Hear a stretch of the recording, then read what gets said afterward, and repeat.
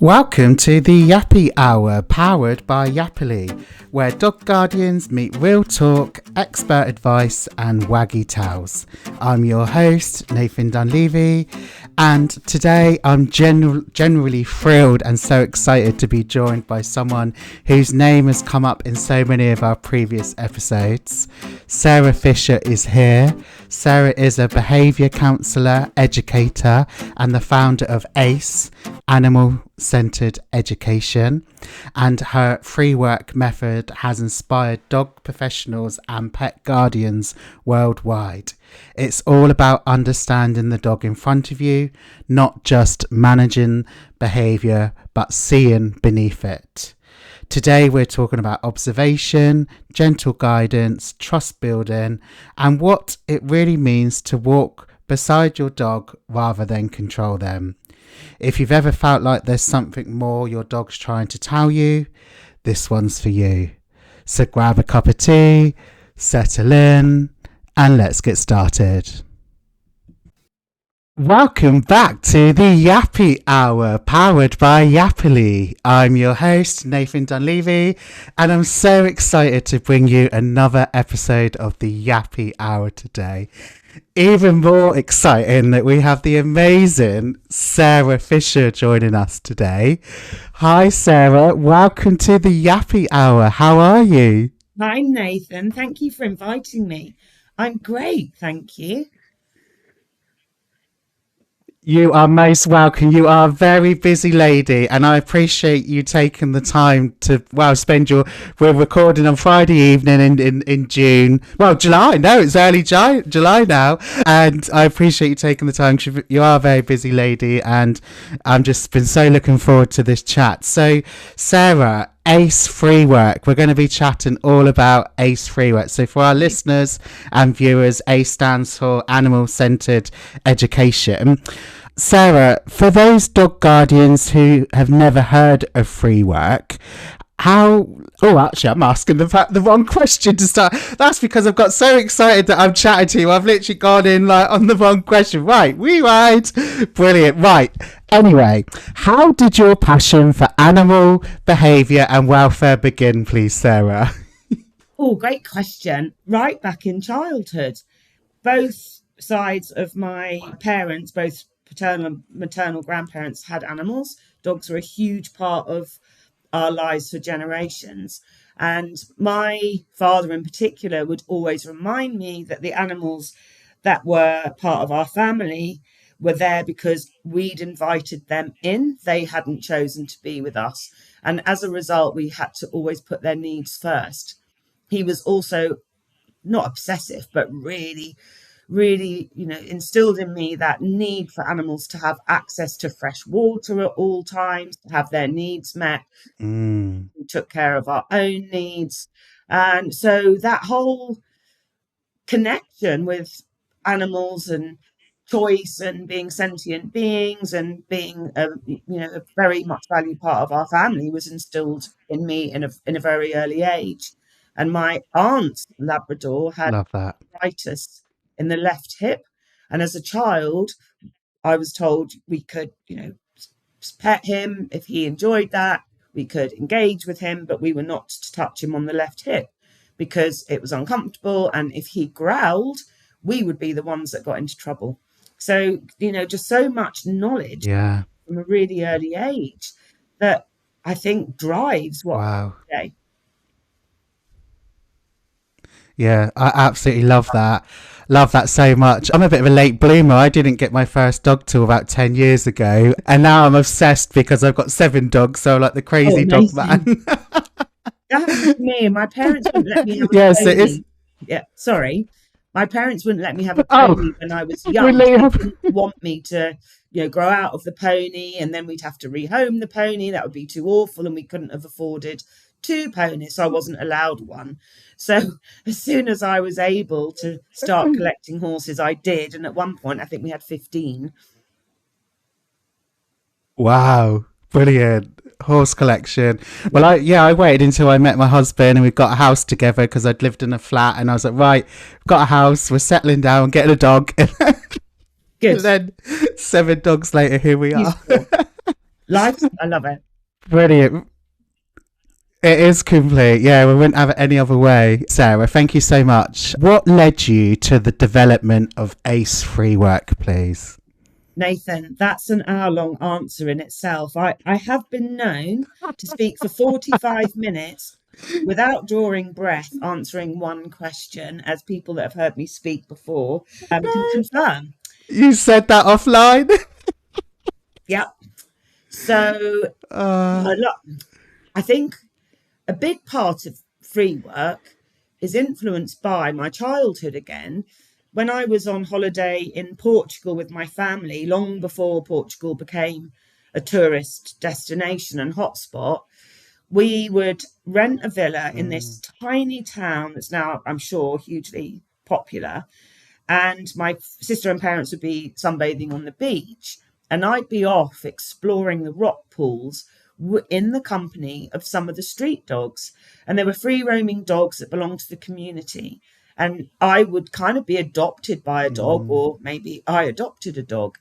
And I'd have a companion every day for the fortnight that we would be there. And it just was just the richest part of, excuse me, I've got hiccups, that holiday experience for me.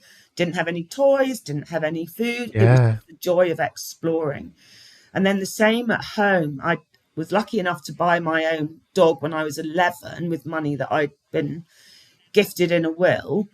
But I also had sort of collected a Wow. number of dogs from our local neighbourhood who I would take up onto Epsom Downs, where I grew up, and enjoy their company, just exploring and roaming. Thank you to all the adults that did give me their companions to go off and spend many happy hours exploring the downs with. So I think that kind of freedom, that connection, that exploring, that joy of just being in the company of dogs. And I've been obsessed with animals since as far as I can remember. So that exploration element 100% influences free work. Then my original background was human massage, anatomy, and physiology, and supporting people Okay. who are faced with losing their children. It was due to a friend of mine whose child was dying from a brain tumor and spent a lot of time at Great Ormond Street Hospital. It kind of sent me on that path of Yes. looking at human health and well-being, and how if you can't influence an outcome, what can you do? We get a bit fixated on outcomes as a culture, but particularly in the animal education world. And of course, in that environment, you can't change the outcome, but you can support and hold and connect in a non-verbal way with people that are facing the most horrendous element of, being a parent. You don't expect to outlive your child. So within that, there was a lot of learning about the Definitely not. connection between emotions and physicality. My friend would walk into me, and in the horse world, that would be classed as dominance, the animal not respecting your space. And I just remember that she was so physically out of balance because of the emotional toll she was under. She had no concept of awareness of how she was navigating the corridors of Great Ormond Street Hospital. And from that human learning, took me off down other paths that were really relevant to how we connect with animals. I also spent time learning, doing, and teaching T-touch. So that is also part of my animal Yes. background.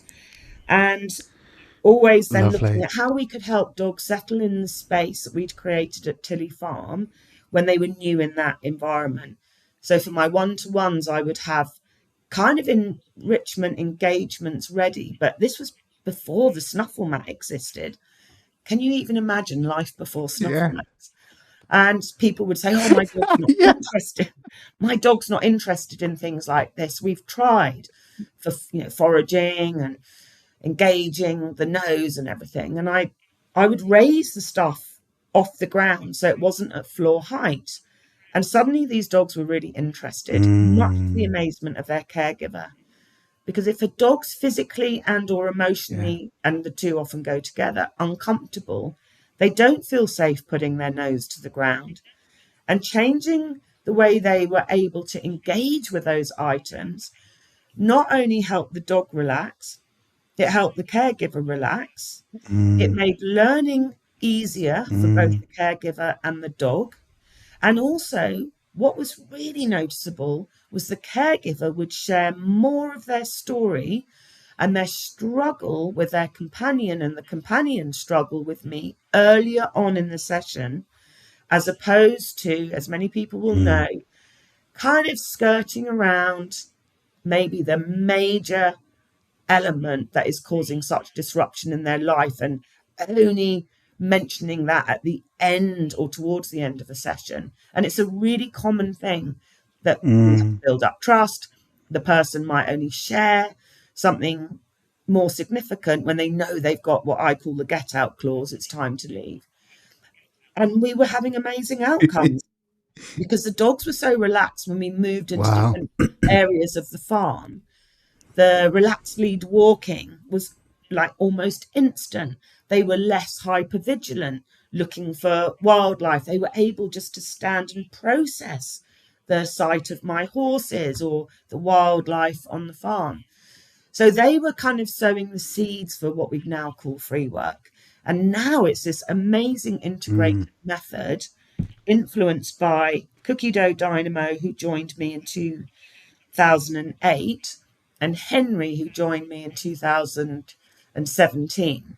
And Cookie Dough found the world Oh. overstimulating, and she totally changed the direction that I was moving in when it came to canine education, because people were saying, train more, train more. She would navigate the world with her teeth, and she was only little, all terrier. She was an amazing dog, super fast processor. And I did fall into that trap. But then I realized really quickly in teaching her lots of skills, A, she was brighter than me. B, she was always going to be faster at learning than I could ever be. And C, I actually wasn't helping her find contentment, connection, peace, tranquility.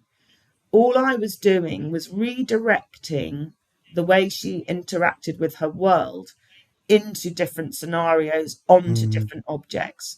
So teaching her to engage with toys saved my skin. I was black and blue, saved my trouser legs, saved Wow. my shirt collar, but it didn't help her feel calmer and safer in her sensory world. So I was integrating my human knowledge with that and knowing the benefits of sensory input for people that had some form of cognitive dysfunction or disconnection to some areas of their body due to injury or disease states. And I then looked more into that and came across the work of Jean Ayres, who was an American psychologist who developed sensory integration theory, a way of supporting children and people with learning struggles, including people with sensory overload and sensory underload. And that was the real start of free work, bringing everything in together. And Henry added even more structure to that in 2017. So it's become a structured method of supporting dogs and enhancing education in its own right. Yes. Wow. Fascinating. Well, you answered that one a lot quicker than 45 minutes. I'm trying, Nathan. I'm trying. I'm You're on doing your well. hand. Yeah. Be No, concise. please. Be concise. No, don't you worry. No, don't you worry. I absolutely love it. I've got a cookie, not a cookie dough, but we have a cookie. So I'm That's glad on you've got a you. cookie dough. I like that.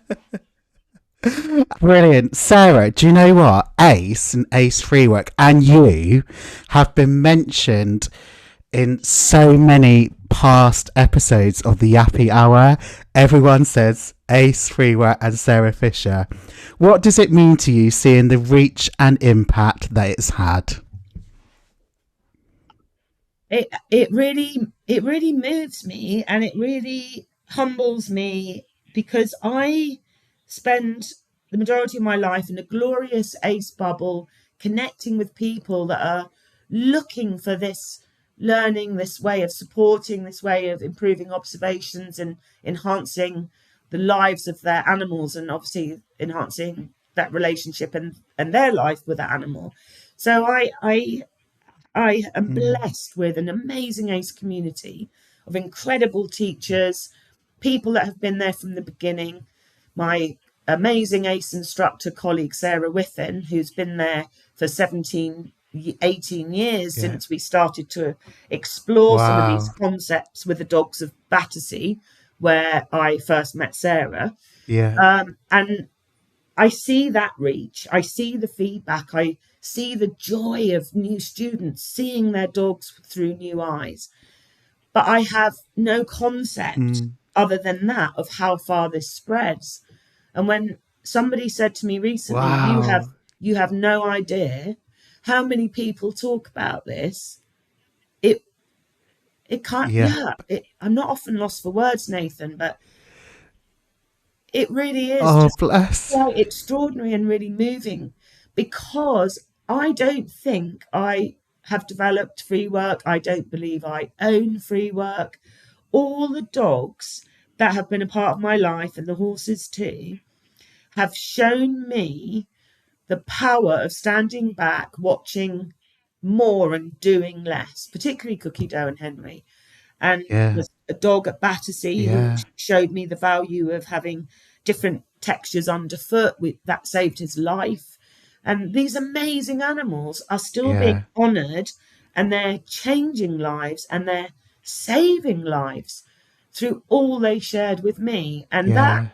to me, is a very humbling experience. And yeah, I can't believe how far it's reaching and how many lives it touches and It saves. It really has. So literally every episode you get mentioned, and so does Ace. So I was desperate to get you Oh, on, and I know you've been so busy, and I'm just so honoured that you took the time to meet with me today, because like I say, everyone said, "Oh, you have to get Sarah on," and everyone was talking about Sarah and Ace, and obviously I know about you through Andrew and some other colleagues, and I was just desperate to speak to you because I've got I follow you as well, and I've got one of your books, and yeah, I'm just really honoured that you've come on. So I feel a bit starstruck myself, but it's been lovely that it gets mentioned on most episodes. you're so lovely. Really, I just get to meet incredible people like you, and wherever we are on that learning journey, no one has more knowledge. We've just got different knowledge and different experience. And obviously, really close friends like Andy Hale, to be able to share the same space with people like Andy's and some of my amazing ACE colleagues as well, people like Sarah Heath, amazing veterinary behaviourist who I've known for 30 years. I just feel that wow, I have been given such a great gift through connecting with these amazing, forgiving, and giving animals, and more voices that are sharing mm, the same message. Just empower other people yes, to really reconsider how they connect with animals and live alongside animals, and really help them reframe their thinking and question some existing yeah, beliefs that we've kind of all gone along with and repeated, without necessarily stepping back yeah, and saying, hang on a minute, is this a human led experience? Or is the dog actually trying to share something different with us? Or would find it easier mm, if we took time to stand back and learn from them, instead of rushing in with our tips and ideas for problem solving? And that was something Cookie Dough taught yeah, me. Instead of me thinking, I know, I oh, can teach you this and I can give you this experience and that will help you. It's like, stop, just stop. How does Cookie Dough need to yeah, navigate her world? Where are the gaps in her learning yeah, experience? How can I extend her sensory reference library, giving her complete control of that learning experience, so that the world is not quite as mm, overwhelming and as overstimulating as it is for this 20-week-old puppy who's come through Battersea to me as her fifth foster home.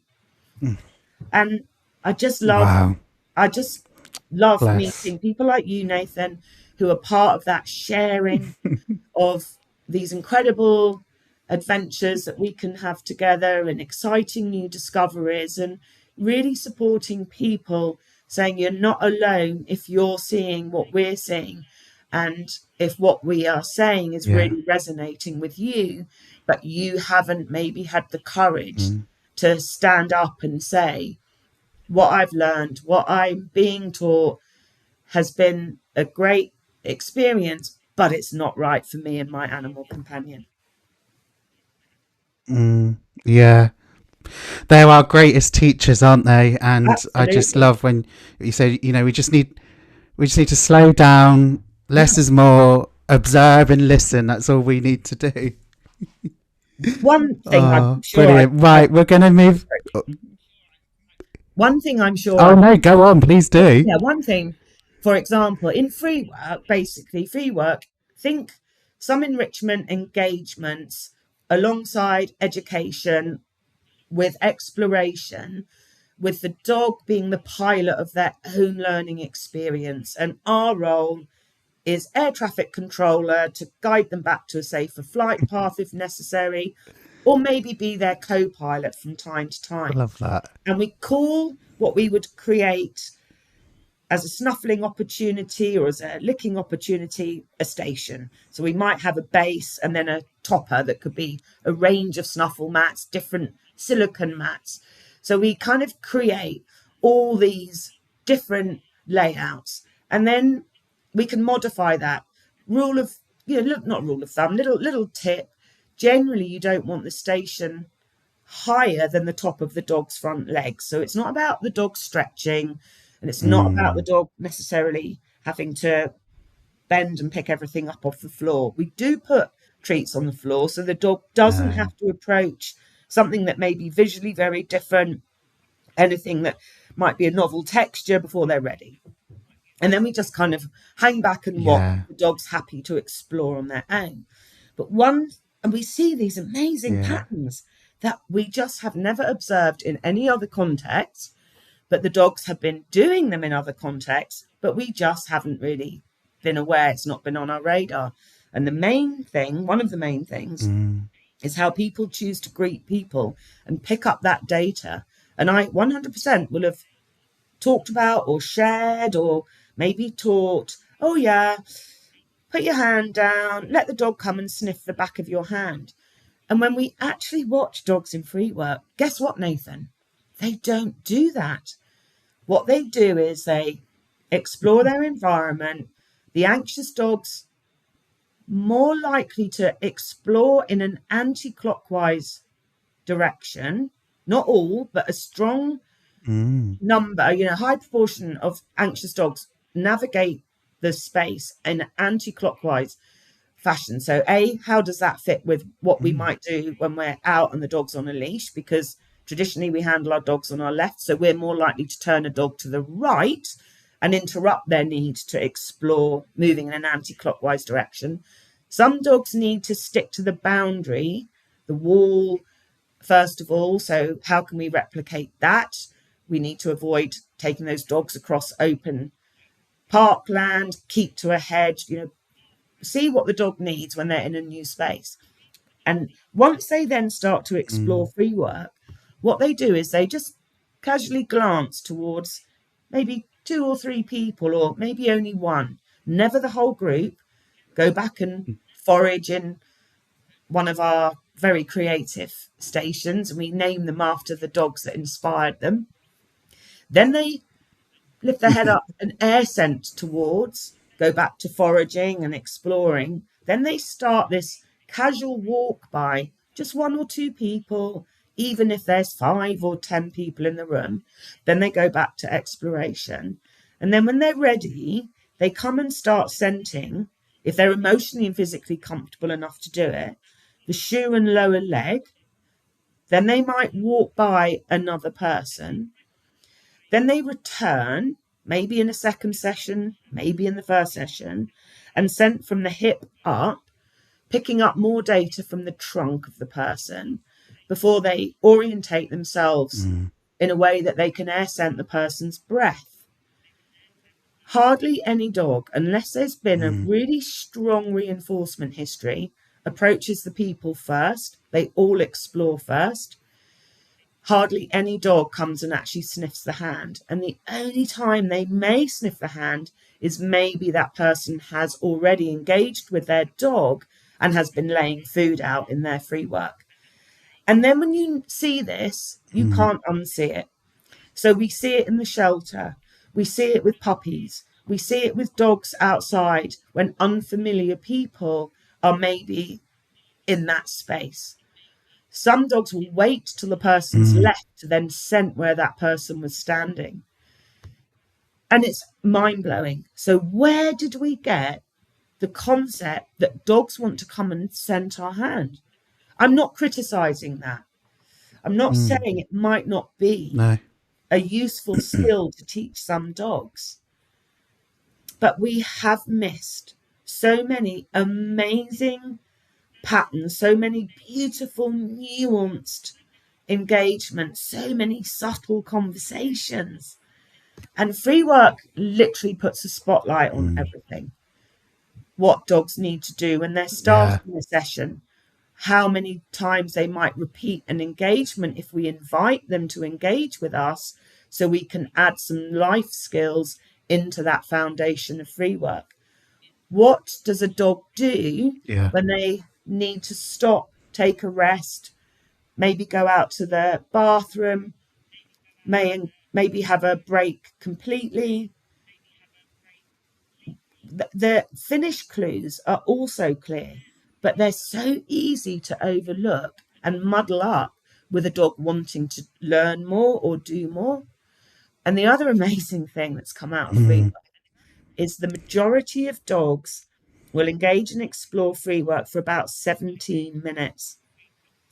And then they need to stop and process. And this is well documented in humans. That's why TED Talks are only 18 minutes long. So how can we then break down the learning experience for puppies, adolescent dogs, dogs in shelters that may never have learned any life skill at all in one-to-ones? We obviously can't say, hey, come and join a 17-minute puppy class. No one's going to do it. But we can break that learning experience down into 12 to 15, 17-minute little time budgets, and then follow that through with access to a chew. Because when dogs are processing in free work, what they tend to pick up are the bigger, crunchier treats. It's a part of a sensory experience, and we need to think of food way beyond being a treat or a reward. It's a sensory experience. It's a way of really supporting that dog, accelerating, enhancing learning. But the dog will choose what they find rewarding, not what we think might be a rewarding experience for them. Yeah, love that. It's all about the dog choosing. Yep. Brilliant. If a guardian's never heard of free work, how would you describe it in simple terms? I would think about it being a kind of enriching engagement. So we're going to create opportunities for the dogs to forage and chew and lick and explore scent. Don't have to use food. We can create really exciting, novel free work setups with household items. You know, my dogs always used to enjoy laundry day, or when I would come home with bags or shopping, or if I'd been in the company of other dogs, and giving them the time to really pick up that scent data is really important. So we can create amazing free work setups from household items that are obviously safe and stable. So we would put out 3 or 4 different types of stations to begin with, and just let the dog explore and think enrichment, but really consider, is it a really enriching engagement on a physical level and a cognitive and emotional level? Because sometimes the videos that I see online, and this isn't a criticism, I applaud anyone that's trying to add value to their dog's life and meet their intrinsic needs. But sometimes those enrichment offerings aren't physically enriching because the dog's painful, or they're creating frustration. So if I see teeth marks on anything, including like a silicone mat for licking, or I see the dog biting at that, even if they Mm. may not be leaving teeth marks, what I see is body tension, frustration, not a rewarding experience at all. Mm. So free work brings in Mm. elements that the dogs enjoy, but with the added bonus of observations. So we can ensure it's a truly Yeah. rewarding engagement on every single level. And I think it meets dogs' needs, Yeah. and it also engages every part of them, including, their amazing sensory systems. Yeah. That wasn't Brilliant. I very love that sensitive, you've was it? touched on observation, because that's, oh, I don't mind at all. I love it. Observation, the power of observation is our next section. So, Ah, why is observation such a key part to the ACE approach? we've just started teaching module 1, so that's the first part of our animal centered education training program, and we finished a module 3 the week before. Module 1 is just about the intro of observations, looking at your dog's ear position, looking at how they organize Mm. their limbs at the stations in free work. How do they navigate that space? Do they need to explore in an anti-clockwise way? How can we take that learning into all areas of a dog's life? What's happening with their coat? Because it was a dog in the 1990s called Sandy, in the care of the RSPCA, that Mm. showed me Right. how the coat is influenced by what's going on in the structures beneath the coat. So I used to do a whole presentation on what lies beneath, sort of talking about the story and linking it in with, Wow. relevant films like Jaws, and, sort of making anatomical references, and the whole concept was what lies beneath. Really helping guardians improve their Yeah. observations to say, hang on a minute, my dog is pulling when on the lead, not because of a lack of learning, but because they're front loading, Mm. because they've got restricted mobility in the hind limbs. So they've shunted their weight forward, Mm. and they're pulling themselves along from the forequarters, and the hair over the shoulders and the neck is really exaggerated. And I just thought that was part of their natural coat pattern. We look at the spread of the toes, how the Mm. tail is being carried. How do they carry their tongue? Because the tongue and the tail are connected through the fascia. And they're also a really Wow. important part of the dog's balance system. So it tells me when I meet a dog Mm. whose history I might not know, maybe when I used to do court assessments, they've been seized. I don't know anything about them. They're held in secure kennels. Maybe they're in a shelter, having been picked up as a stray with no history at all. It tells me a lot more about where this dog is at in their mobility journey, in their learning experience, how they're responding to some of the stuff we'll have out in free work. Gives us so many more clues about all these little threads that weave together to create the more obvious picture. And coat patterns are now widely Mm. recognized, and it's thanks to a dog called Sandy in the 1990s who really opened my eyes Wow. to, this incredible story that is told just through the dog's coat, never mind everything else. So we want to establish the Yeah. baseline. We want to establish a baseline for a dog. And our module 1 students are saying, oh my goodness, my dog crabs to the right. Oh my goodness, I never noticed the dog's ears were unlevel, because the ears are linked to the Yeah. neck. The neck is linked to balance, obviously, and the dog will overuse that fore part of their body if they've got hip issues, knee issues, lumbar spine issues. So lots of dogs with unlevel Mm. ears often have undiagnosed chronic pain in the hind limb. And when we can help them gather data for Wow. the vet, we can then have, obviously, pain addressed, bring in other people, veterinary physiotherapists, and support all that through free work. We have amazing outcomes where the ears become more level, the tail is central instead of always hanging to the left or the right, and the tongue has got more freedom of movement instead of maybe always hanging to one side because of a curve in the body. where the dog was trying to offload painful structures, but it was so subtle, the caregiver wasn't aware of it at all. So observations are the starting point, and they're an ongoing element in free Yeah. work. And I really encourage people to look back over Yeah. photographs, look at still photographs of your dog as a puppy, look at how they sit, how do they organize their body when they need to defecate, do they have to move, do they have to do sort of circular movements or move forward, are they unable to maintain that squat position? That's all indicative of potential chronic pain and or poor balance, and obviously the two are connected. And if they scratch the ground Yeah. after urinating or defecating, do they lift one leg higher than the other? Do they only scratch with one limb?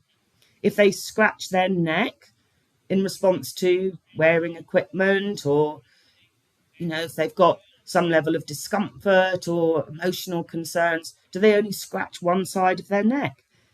Is it because they can't scratch with the other? We start piecing all these amazing clues together, and people in the first experiences of ACE and free work have been able to get the diagnosis of luxating patella, hip dysplasia, lumbosacral disease, Wow. even in young dogs that Wow. you wouldn't think would be suffering from such chronic conditions. And most of those dogs were sensitive to unfamiliar people. Some of them had a bite history. And we share that emotional journey in our Zooms, in our practical workshops at the farm. We literally weep with relief for this dog and this caregiver and this beautiful Yeah. relationship that's now able to blossom because the animal's pain-free. And then we have amazing people. We have a veterinary physio who Wow. teaches on one of the modules, and Sarah Heath teaches as well. So, it's all adding layers to say, keep watching, keep watching. And you know what? To me, Yeah. when people use the word, "Oh, your dog doesn't respect you," and they, I don't really listen to that kind of stuff, and I don't get involved in conversations. For me, the word respect means to look again. As in return, Yes. and spect, as in spectacle, spectator, respect. Yeah. Look, Yeah. keep looking, because there is always a Keep reason looking. for behavior, and there is always a reason for movement. And movement is the foundation for Yeah. everything. Without movement, voluntary Yeah. and involuntary, life can't exist. So we need to look at the quality of Yeah. that movement. If your dog's always trotting, are they really keen, or are they trying to offload painful structures by moving quickly? There's Mm. so Mm. many things to Wow. look at and to discover. Everything we could want to know about our companions Yeah. is right there in front of us, Nathan. Yeah. Definitely. Is there any examples that you could share of any subtle signs that dogs show us that are often missed by people? Oh, gosh, loads. Absolutely loads. One of the Loads. Yeah. things, yeah, I mean, one of the things that I noticed was when a dog starts staring at a treat pouch or starts counter surfing in the teaching rooms where we have the kitchen area. It is so easy to misinterpret that as the dog looking to learn more, looking to work, or being greedy and looking for more food. And it's not. It's a sign that the dog needs a break. So they are defaulting to well-practiced behaviors, or moving into a familiar environment, a kitchen. It's not theirs, but it's a kitchen. It's clearly a kitchen. And I think we misinterpret when a dog needs to process what we're teaching them.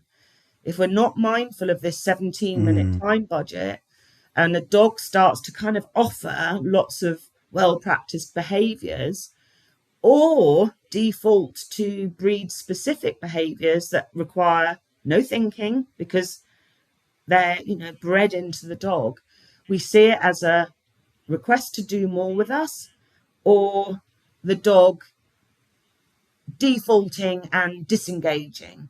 And it's not. It can be a sign that the dog's utterly overloaded and just needs a break. So if I need a break from writing, I do something that doesn't require much thinking. I just walk out and I admire our animals on our farm, the donkeys and the horses, so that I can kind of integrate what I'm trying to think about and put on paper.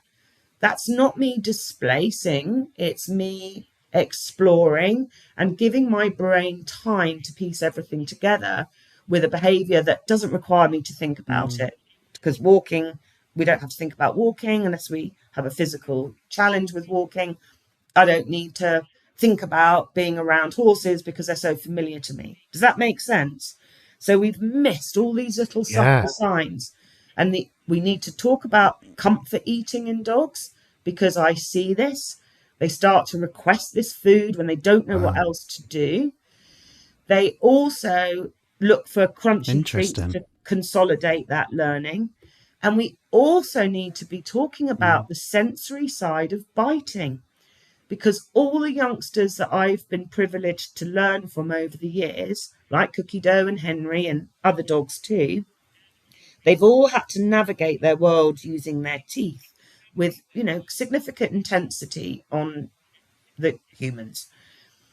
But we know in children and adults that are struggling with sensory input, they too use their teeth, because using the teeth helps to process that sensory experience, and biting on something can also help to maybe manage discomfort as well. And physical and emotional discomfort are intertwined.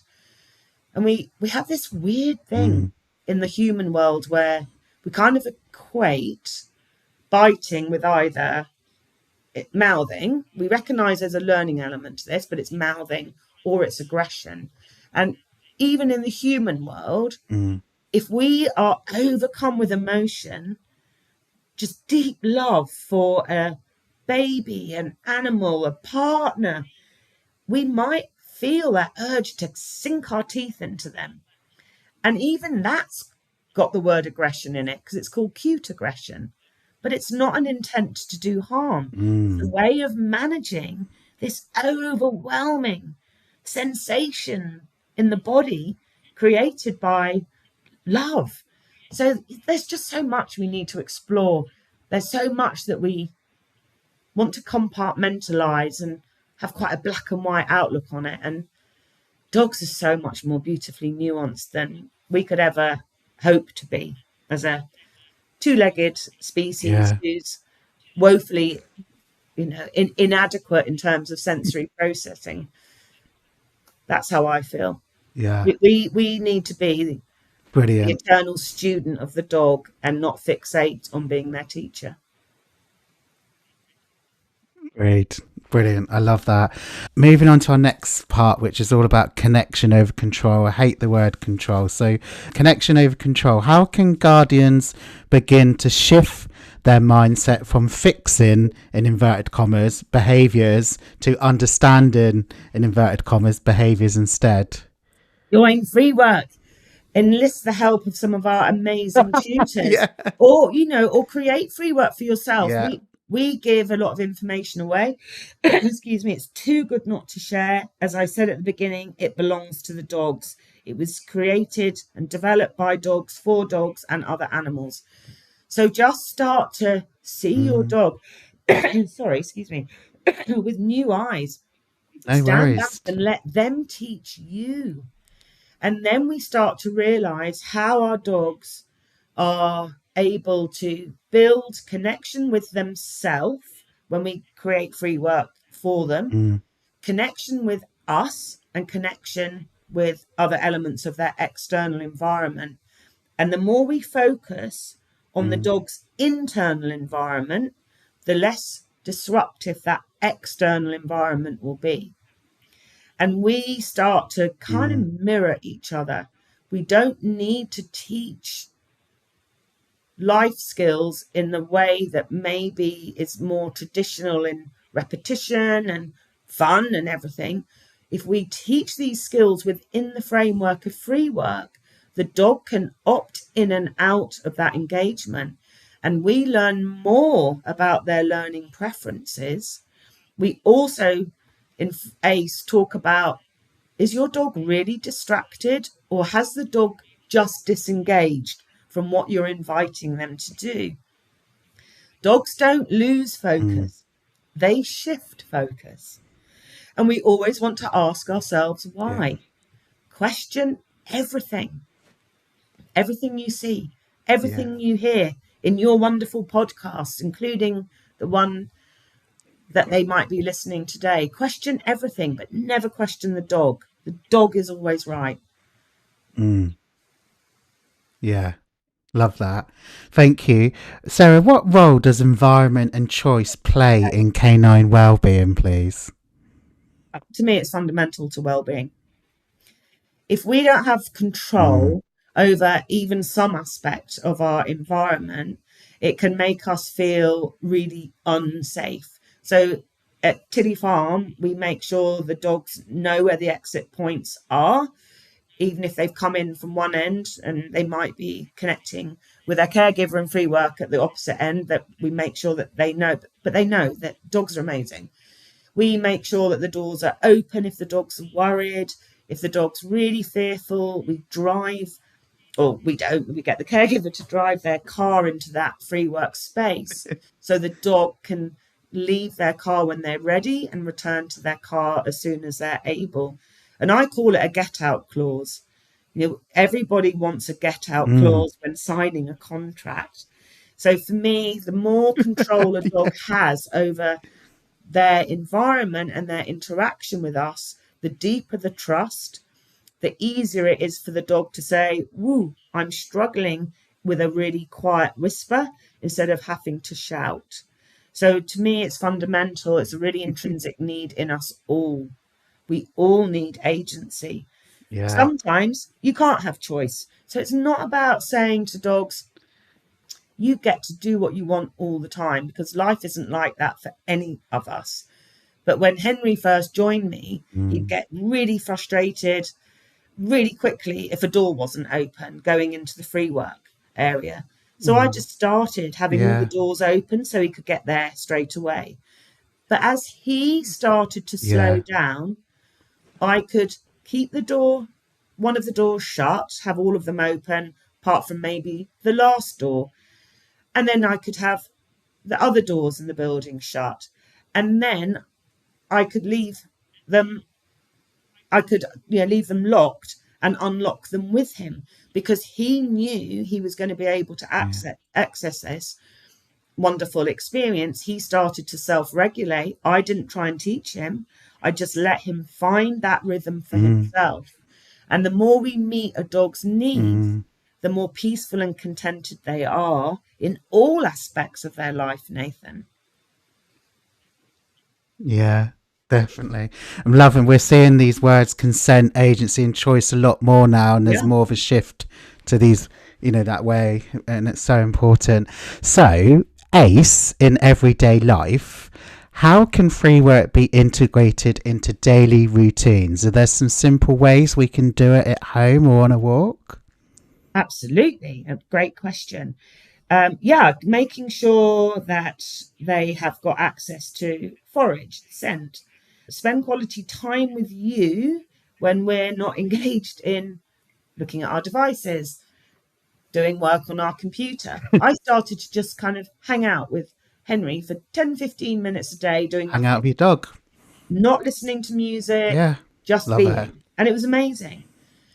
And if the dog's worried about going into the outside world for a walk, think about, what does a walk mean? So for me with Henry, it means quality time together, moving over different substrates, different terrain. So he's moving his body in a different way throughout that walk, using his nose, picking up data from the wildlife, other dogs, maybe foraging for blackberries because he loves blackberry season. All of these things are really important to Henry, and they're important for me to enjoy that experience with him. I don't want to walk along with my nose buried in my phone. So if a dog can't do that for whatever reason, No. or the person can't, maybe the person's got anxiety or mobility issues, we can bring the outside world in. So we can create free work In, from yeah. outside elements. We had somebody who was supporting dogs that were going to end up going to a beach, but they were really fearful. They were through rescue. So they started free work at home with really simple stations, not overwhelming the dog, started to add in more snuffle mats.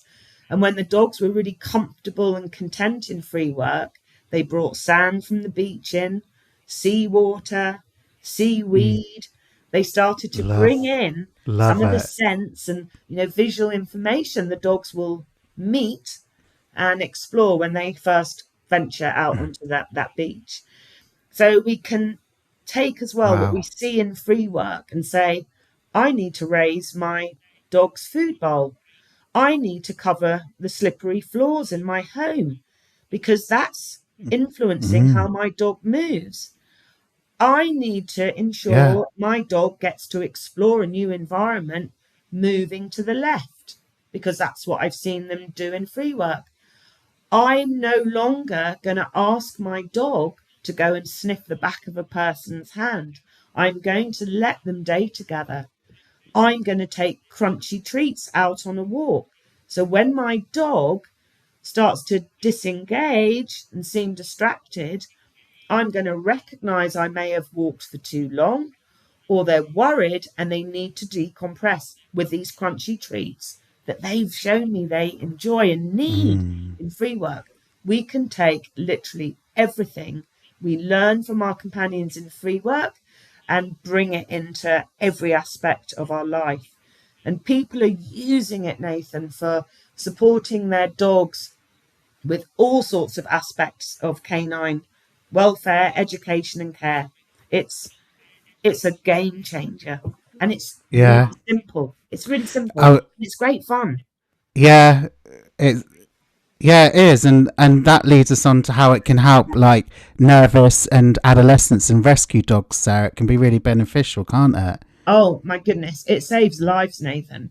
Adolescent dogs are my favourite age group. They are the Yeah. dogs that have been my greatest Oh, tutors by far.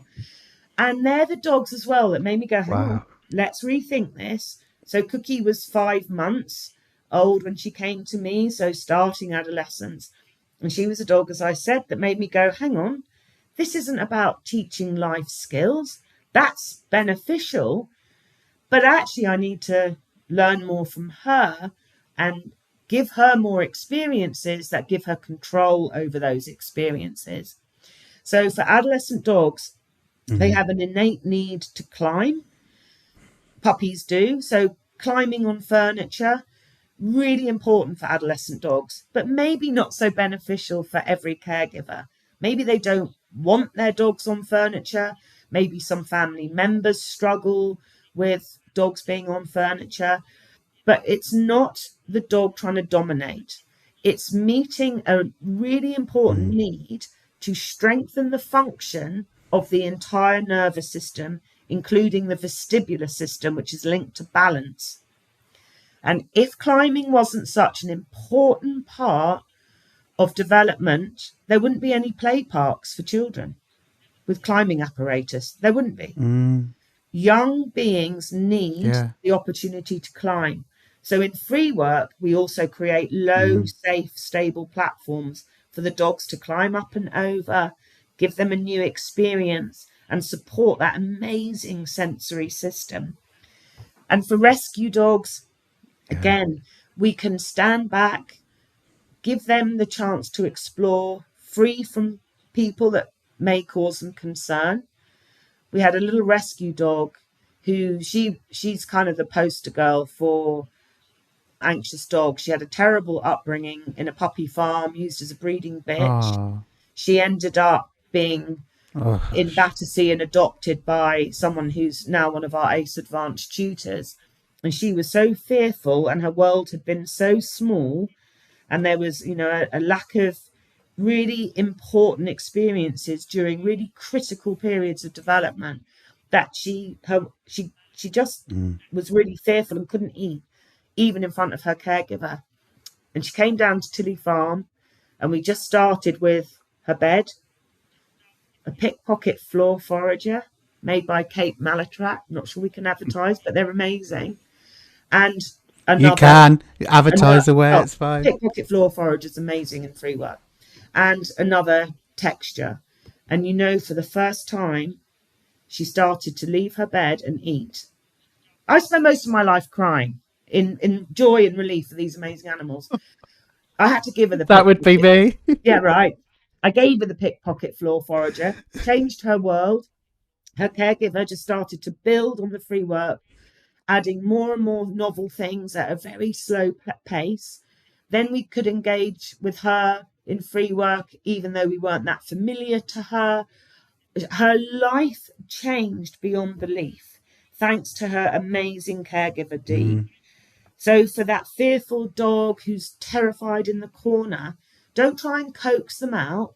Just put food down. And one tip might be to put food down wearing a glove, because lots of fearful dogs can't take food that's got your scent on it, because your scent's overwhelming for them. Or enlist the help of a confident dog that's already explored free work, that fearful shelter dog can observe and then maybe join, provided, of course, the confident dog is comfortable around other dogs and stuff. Not always easy in a shelter environment. This work started thanks to shelter dogs. It changes their lives. It saves their lives.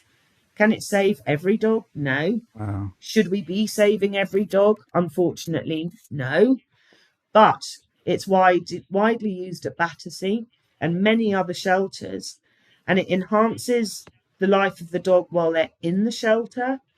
It helps the behaviour teams develop protocols on that foundation of what might help the dog find a home, but also stay in the home. So some of the some of the station concepts started in the shelter at Battersea, where we were seeing dogs being hyper vigilant, coming out of kennels and scanning the horizon and pulling on the lead. And I said, let's give them really easy targets. And we put food bowls out in serpentines, so the dogs could actually start looking down, looking for those easily identifiable objects. And within a matter of half an hour, doing little breaks in between, they were no longer scanning the horizon. They were actually engaging the seeking system, Panksepp, and their whole world started to open up as their confidence increased. So yeah, I mean, it's for every dog. It really is. And every day, my lovely team and colleagues, when we're talking and connecting or emailing each other, including people at Battersea who had trained, we all say, what did we do before free work? What did we do? Because it's such a great way to build a relationship, build confidence, build trust, and deepen connections. Yeah. I love that. Thank you so much, Sarah. How is ACE being used beyond pet guardian? Oh, we've actually touched on shelters and things like that. It's being used in vet clinics, is it? And yes, it's being used in vets as well, and groomers. Yes. And vets sometimes ask for the caregiver to film a free work session, because they can see more gait changes when the dog's more relaxed in a familiar environment. Good idea. And we have some vets going through the courses, and we have some vets teaching on the courses. And we've just had in our module 3, we asked people to put this little recipe for success together using all the ACE ingredients they've learned through their modules 1, 2, and 3. And one of the group on the last module 3 put together ACE elements, a cookbook for supporting animals with veterinary care. And one of the group members who put that recipe together is a vet. And I was reading it again this morning, sobbing, Nathan. The thinking, the care, the compassion, how they're building confidence, just so beautifully constructed, so rich in all the elements that they've included, Oh. because confidence in a veterinary setting doesn't start at the vets. It starts at home with the dog Mm. knowing they've got the Mm. ability to say, wait, I'm struggling, or no, I'm not Yeah. ready. So Yeah. yeah, it's applicable to everything. Yeah. So groomers use it to build relationships. Sue Yeah. Williamson, Yeah. taking the We've guru had, out of yeah, groomers. you Yeah, literally just took the words out. You took the words out of my mouth. We've had Sue on, and she said how she uses it. great, She's one of the ladies that absolutely. said to ask, get you on. Oh, amazing. Yeah, she's Yeah, using I it mean, for it's grooming used. all the nervous dogs, and I don't know a situation where it wouldn't be beneficial. But of course, I may yeah. discover one. Police dogs, police dogs doing free work before and after bite work, scent detection dogs. Wow. I mean, it's mind blowing. It just helps the dogs reset, rebalance, and sort of reconnect. Mind blowing. Wow. Is it helping any other animals, not just dogs, benefiting from this method? Cats, Yeah, can amazing. imagine. Horses and Horses, cats, amazing. Yeah, and another recipe for obviously. success. Yeah, sorry, another person who did the recipe for success for veterinary care put lovely videos up of their horse doing free work. It's amazing for all animals. We've had people doing it with rats. We've had people, Oh, sharing stories of birds as well. exactly doing it with all range of animals in their care. Hamsters, I mean, just Wow. incredible. It's really fun. It's yeah. And it just helps cement that relationship and build that bond. Yeah, Sarah, oh my God, we've literally sailed through this I episode. know It it's has gone really been quickly. jam packed. It's gone really quick. I could speak to you all day, and I've We need listened to to you hang on a out couple of next week, Andrew's Nathan. webinars Yeah, before. sorry. We will be hanging out next week. I'm going to be meeting up with Andrew and stuff on on the Friday, and I'll be there all weekend. So we will be hanging out. I'm Great. a hugger, so I don't know if Oh, you, me too. Me too. but yeah. So for our listeners, I mean, it is beginning of July at the moment, but this episode will go out in a couple of months. But we are going to be at the ABK conference next weekend in Ashford, Kent, with Daniel Shaw, who's been on the Yappy Hour as well. So that's why we're talking about meeting up next weekend. So it's going to be lovely. So like I said, I've listened to you before on some of Andrew's webinars, and I get to meet you next week. I cannot wait. But a quick fire round as we bring this episode to a close. So, what's one free work item you cannot live without, Sarah? I think mini snuffle mats, because we can put them in piles for dogs to forage through like leaves, and we can create kind of pyramids so the dogs have got the station height that's most accessible for them. So I think when we can use them as sensory trays, we can use them in so many ways. That's my go-to. If I could only have one item, it would be that. Brilliant.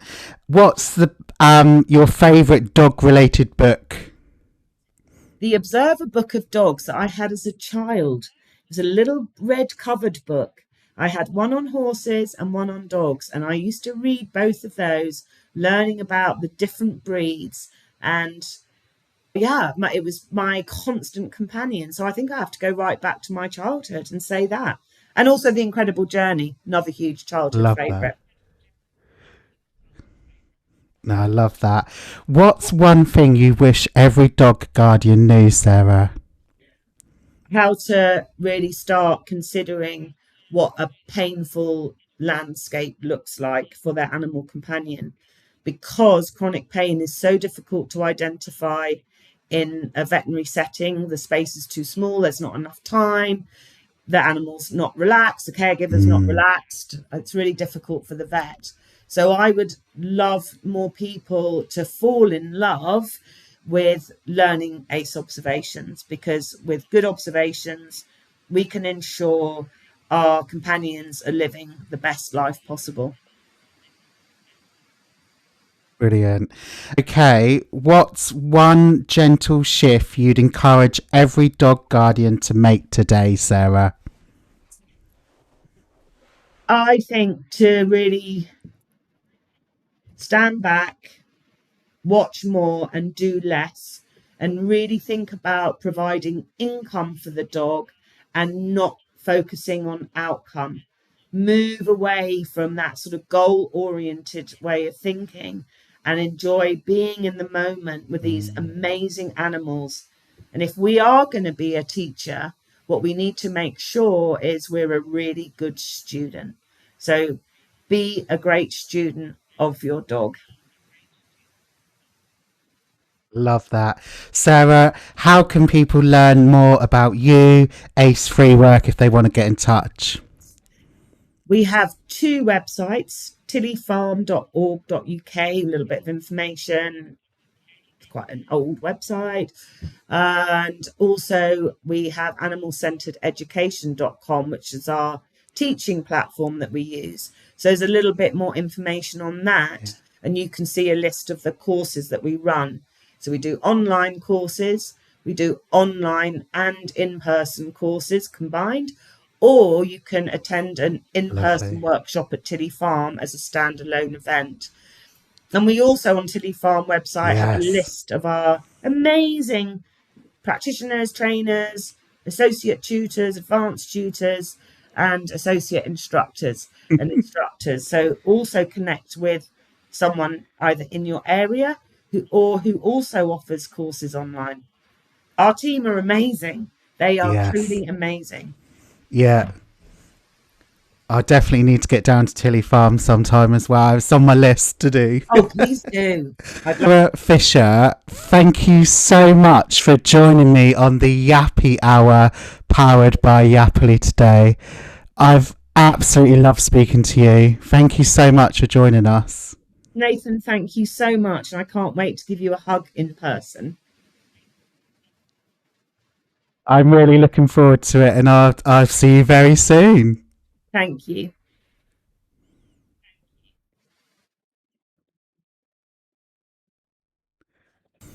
Wow, what an incredible conversation. Oh, I can't get over it. It was absolutely amazing. I could have listened to Sarah all day long. If there's one thing I hope you take from this episode, it's that our dogs aren't projects to fix. They're individuals with stories, feelings and needs.